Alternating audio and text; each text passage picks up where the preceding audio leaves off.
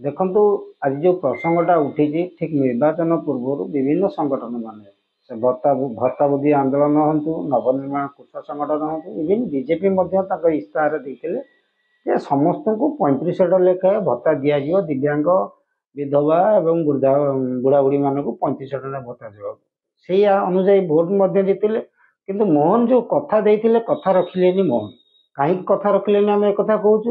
ଦେଖନ୍ତୁ ସୂଚନା ଅଧିକାର ଆଇନରେ ଆର୍ଟିଆଇରେ ମୁଁ ଜାଣିବାକୁ ଚାହିଁଥିଲି ଯେ କେନ୍ଦ୍ରାପଡ଼ା ଜିଲ୍ଲାରେ କେଉଁ ବ୍ଲକରେ କେତେ ବ୍ୟକ୍ତି ଏବେ ବି ଅଛନ୍ତି, ବୃଦ୍ଧା ଅଛନ୍ତି ଯାହାର 80 ବର୍ଷ ପ୍ଲସ୍ ହେଇଯାଇଛି, କି ଦିବ୍ୟାଙ୍ଗ ଅଛନ୍ତି ଯାହାର 80%ରୁ ଉର୍ଦ୍ଧ୍ୱ ଅଛି, ସେମାନେ ପାଉନାହାନ୍ତି ବୋଲି।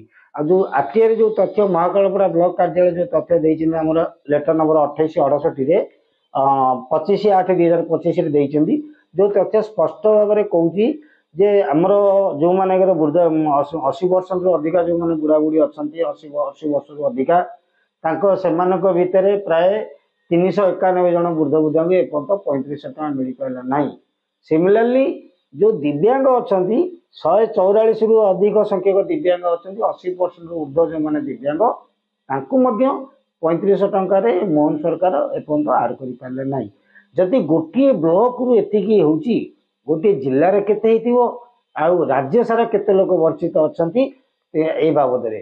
ତେଣୁ ମୋହନ ସରକାର କେବଳ ଫଟୋରେ ରହିଯାଇଛନ୍ତି ବୋଲି ମୋର ସନ୍ଦେହ ହେଉଛି। କେବଳ ଘୋଷଣାରେ ରହିଗଲେ, ପ୍ରାକ୍ଟିକାଲି କାଗଜ କଲମରେ କାହିଁକି ଏ ଯୋଜନାଟା ଇମ୍ପ୍ଲିମେଣ୍ଟ ହେଲା ନାହିଁ। ବ୍ଲକ ଲେବୁଲରେ ପ୍ରୋବ୍ଲେମ ରହିଲା, କି ଜିଲ୍ଲା ଲେବୁଲରେ ପ୍ରୋବ୍ଲେମ ରହିଲା, କି ରାଜ୍ୟ ଲେବୁଲରେ ପ୍ରୋବ୍ଲେମ ହେଲା, କିଛି ନାହିଁ। ଖାଲି ଗୋଟେ ଲମ୍ବା ଭାଷଣ ଲେଖିଲେ, ଖାଲି ବିଜ୍ଞାପନ ଦେଲେ, କଥା ଦେଇ କଥା ରଖିଲେ ମୋହନ।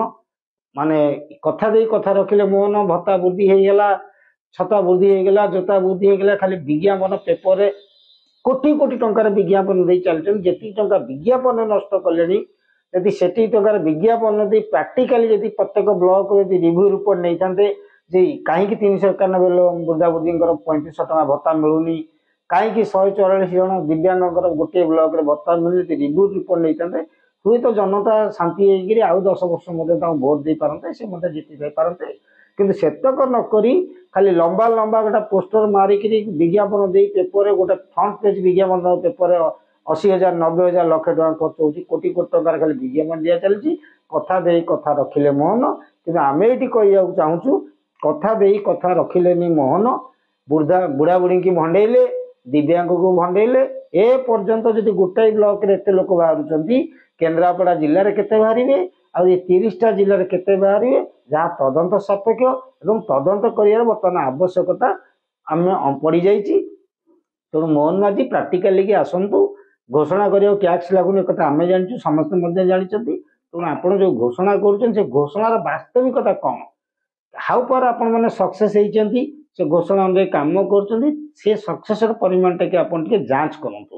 ଯଦି ଆଗକୁ 5-10 ବର୍ଷ ସରକାର କରିବାର ଅଛି, ନହେଲେ ଏମିତି ଫଟୋରେ ଫଟୋ ହେଇଯିବେ ମୋହନ ସରକାର। ଖୁବ୍ ନିକଟରେ ପଞ୍ଚାୟତ ନିର୍ବାଚନ ଆସୁଛି ଆଗକୁ।